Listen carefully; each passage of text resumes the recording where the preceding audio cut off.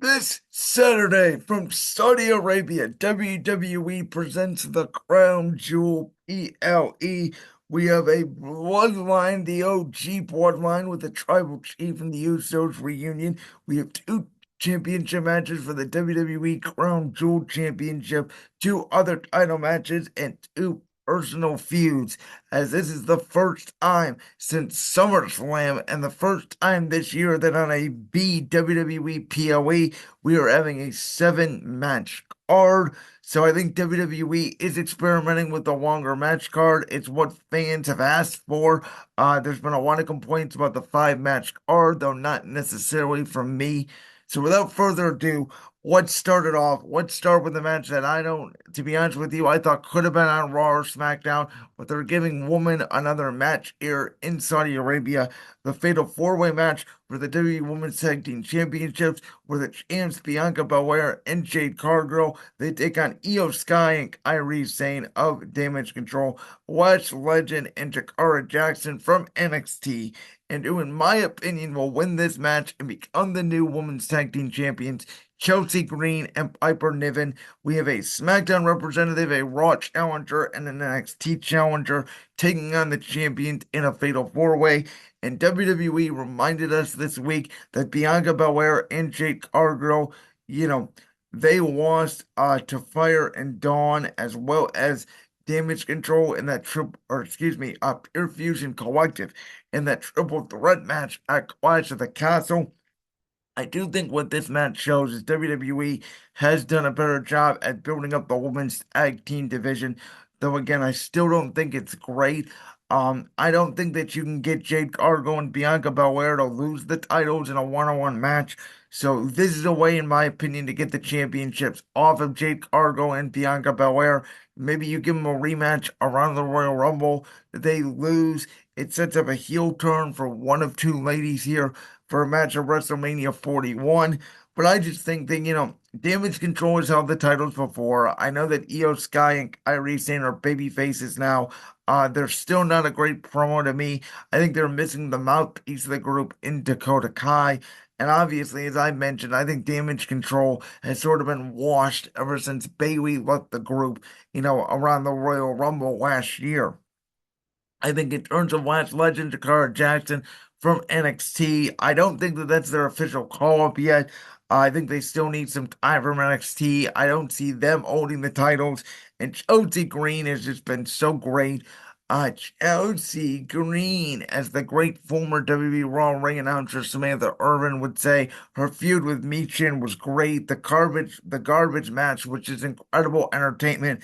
I think Chelsea and Piper Niven deserve it. Chelsea Green, who had the championships before, with Piper, had the championships with Sonya Deville before Sonya Deville suffered that torn ACL in 2023.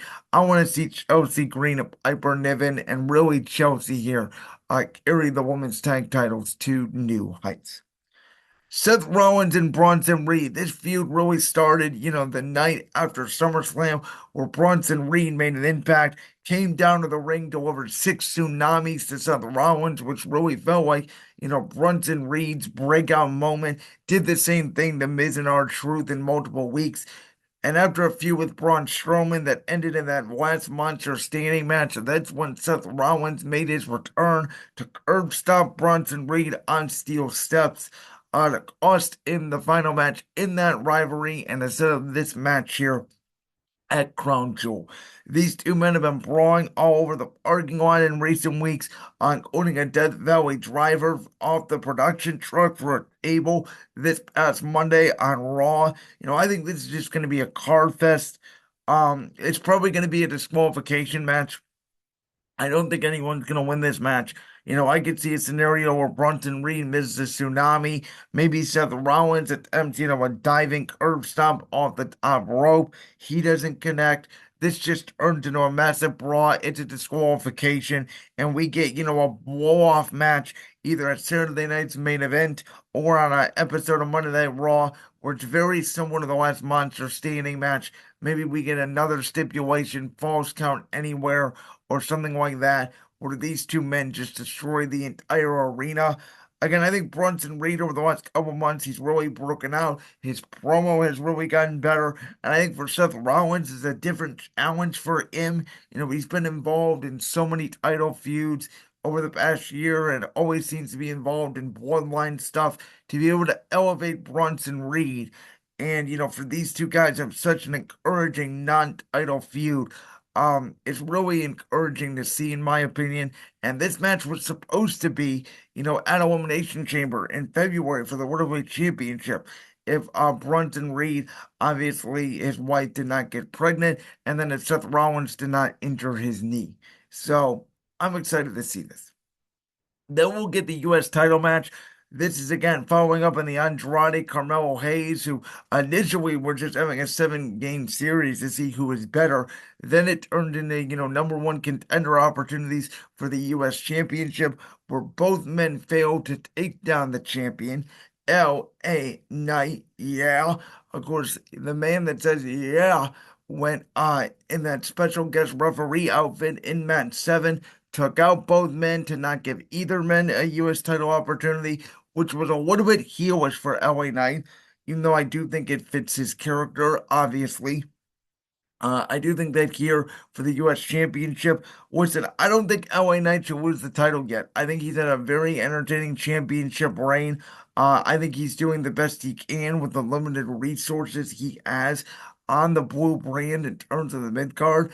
And I think he's been a very entertaining champion. And we know Triple H, seemingly loves these long title reigns. I don't think LA Knight's ready to give up the U.S. title. I think Logan Paul will be back in the fold at some point. He's been away since SummerSlam.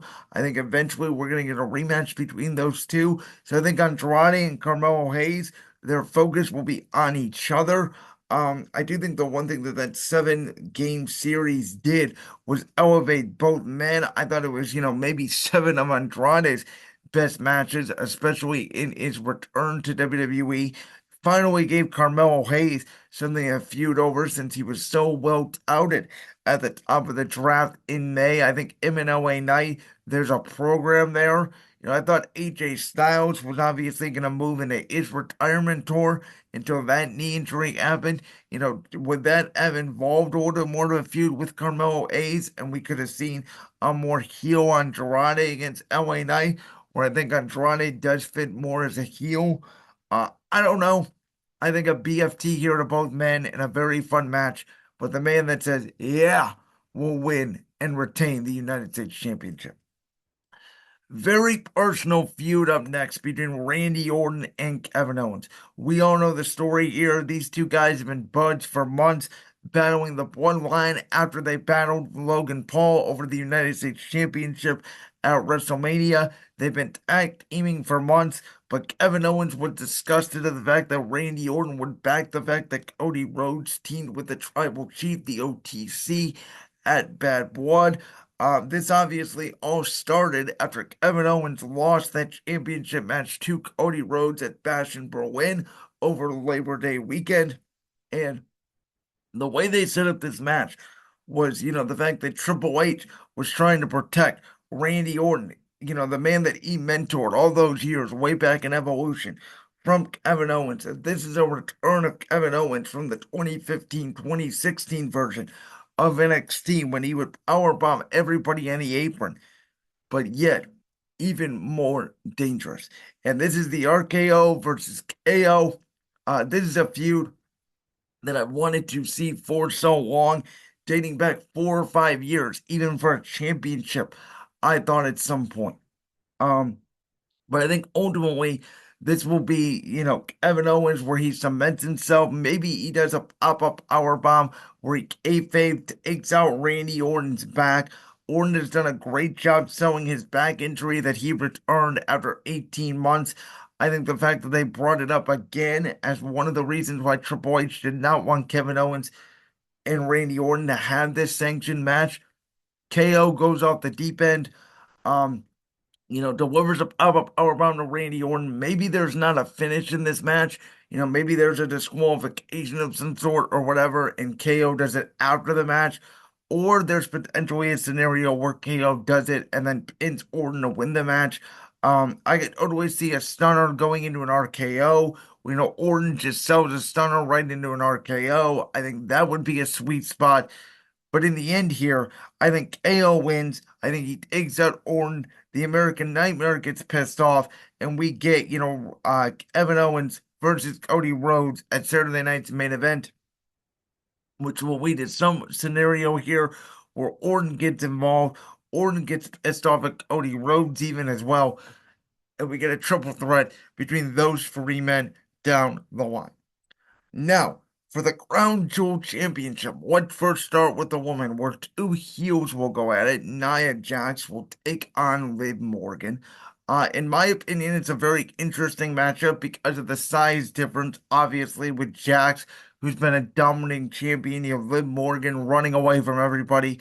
But Raquel Rodriguez and Dominic Mysterio, my guess, will be at ringside, along with Iffy Time for Nia Jax. Tiffany Stratton has teased cashing in her Money in the Bank briefcase on both Nia Jax and Liv Morgan.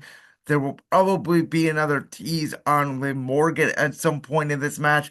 I think Raquel Rodriguez, will get involved. I think there will be some shenanigans where some way, somehow, maybe Raquel Rodriguez moves Liv Morgan out of the way of an annihilator. Liv's able to stack up Nia Jax 1, 2, 3 for the victory. I don't see Liv Morgan here absolutely getting squashed by the women's champion. I think it fits Liv Morgan's character a lot more to be that slimy heel champion that also has the crown jewel crown.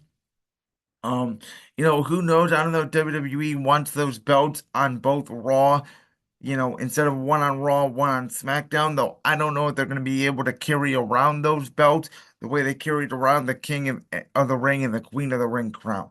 So I do think Liv Morgan will steal a victory. I don't think WWE is going to pull the trigger on Tiffany Stratton cashing in the women's Money in the Bank briefcase on Nia Jax yet.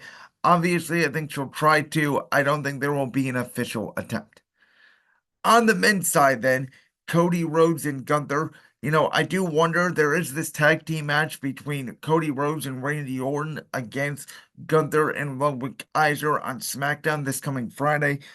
Does Kevin Owens get involved here? Does he take out Cody Rhodes before the matchup? Because it does give Cody Rhodes an excuse to not be 100% going into this match against Gunther. Because we talk about with Gunther. And, not only do I love him because he has, 7 different ways to finish matches, but there's only a couple people that have pinned him since he's been back in WWE. One of them, obviously, from the main roster being Sami Zayn at WrestleMania 40, the other being Braun Breaker at a random point in NXT. So I think Gunther at this point is obviously very protected. I think Cody Rhodes at this point is very protected. This match is all about, Cody Rhodes being the hero and taking on all challengers as champion, and Gunther being this reserved, dominant champion that basically says, Cody, it's not about your daughter. It's not about you finishing the story. It's simply about who is the better champion, which fits Gunther's character, in my opinion, so very well. And Gunther believes that this championship, even though it won't be on TV, I think he thinks it as a prestigious honor, right? To go into Saudi Arabia to beat the champion Cody Rhodes. And I think that no matter what, Gunther will say that Cody Rhodes will let his guard down. Maybe there's a distraction here by Kevin Owens after defeating Randy Orton and taking him out earlier in the night. I think Gunther here, I don't think that it's right to have Cody Rhodes pass out from a sleeper hold. I think there's a situation where there's a distraction. And I think that outside of Roman Reigns and Solo Sikoa, Gunther becomes one of only a handful to pin Cody Rhodes. And then we get to the main event, which seemingly came out of nowhere because I did not think this match was going to happen, where we had Roman Reigns and Jay and Jimmy Uso take on the Bloodline. Now, we don't know out of Solo Sikoa's Bloodline who is going to participate. I would imagine it would be Sikoa, Jacob Fatu, and one of the Tonga brothers, who I do think one of the Tonga brothers will probably take the fall here. I think Jay Uso will probably win with the splash because the story here, in my opinion, is that Jey Uso, who branched out on his own, right, became the Intercontinental Champion, became a tag team champion with Cody Rhodes in 2023, all on his own on Monday Night Raw, where Jimmy Uso has sort of been in the shadows. Jimmy Uso was trying to convince everybody that Roman Reigns has changed, that Roman Reigns does realize that he needs his family, that what he has done during the past 4 years has been wrong. And now we have the Sami Zayn element, where, Sami Zayn was talking to Solo Sikoa. Is there a situation here where Sami Zayn, does by accident maybe potentially cost the Bloodline the victory? I could totally see that. But you know, I think at the end of the day, I think it's more important here to show that Jey Uso really has become his own man. Jey Uso is worthy to the Bloodline by getting that victory. Now you got Roman Reigns and the Bloodline on the same page. But at the end of the day, maybe there's another debut of a Bloodline member, Haiku, or something like that. I don't see that happening. I just think there's more of a beatdown from obviously Tonga Wawa, Tonga, Jacob Fatu, Solo Sikoa. The Bloodline do eventually stand tall, and Roman Reigns does realize they need more help. That's where they enlist Sami Zayn. And I thought originally, this was going to be a 5-on-5 War Games match, Survivor Series. I do think now I could see a scenario where it's 4-on-4. Reigns, the Usos, and Sami Uso, the original Bloodline, against Solo Sikoa's new Bloodline. This is going to be 30 minutes of absolute cinema. That's what it's been, ever since Jimmy Uso and Roman Reigns have gotten back in the picture. Now we got to see what's going on with Sami Zayn, what's going on with Roman Reigns, Bloodline relationships everywhere. But I think the proving ground here starts with Jey Uso getting this victory. This could be also where Paul Heyman makes his illustrious return to reunite with the Bloodline. So, to recap, I have Chelsea Green and Piper Niven winning the WWE Women's Tag Team Championships from Jade Cargill, Bianca Belair, Lash Legend, and Jakara Jackson, Io Sky, and Kairi Sane of Damage Control. I think Bronson Reed and Seth Rollins lead to some sort of disqualification, which leads us to a bigger match later on. LA Knight will retain the United States Championship against Carmelo Hayes and Andrade. I think Kevin Owens will either defeat Randy Orton with a pop-up powerbomb on the apron, or there'll be a disqualification. Kevin Owens will take out Randy Orton with a pop-up powerbomb. I do think Liv Morgan becomes the Women's Crown Champion over Nia Jax. Tiffany Stratton does not cash in. Gunther will defeat Cody Rhodes. I think there's going to be some interference here by Kevin Owens. Either that or KO damages Cody Rhodes on SmackDown, which allows Gunther to take advantage of an injured Rhodes and win the Crown Jewel Championship. And then I think Roman Reigns and the Usos, with Jey Uso pinning Tonga or Tonga Loa, whichever Bloodline member represents. The OG Bloodline wins. Paul Heyman returns. Like that clip from the Brand's World podcast? If so, make sure you go down there and hit that subscribe button. While you're down there hitting the subscribe button, make sure to also hit the notification bell so you never miss another upload. And make sure you check out all the other clips from the Brand's World podcast right here on YouTube.